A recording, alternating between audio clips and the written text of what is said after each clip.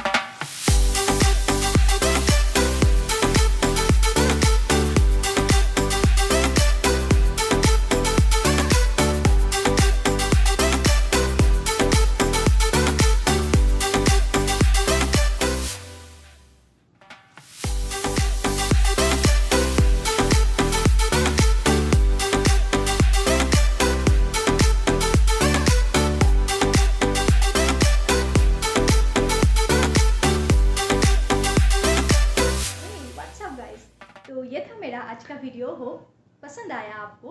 अगर आया तो लाइक तो बनता है ना, सब्सक्राइब भी कर लीजिएगा अगर आप आगे भी मेरे वीडियोस देखना चाहते हैं। सब्सक्राइब करने के बाद बेल आइकन को जरूर हिट कीजिएगा, नहीं तो आपको मेरे वीडियोस की नोटिफिकेशन नहीं मिलेगी। Bye guys.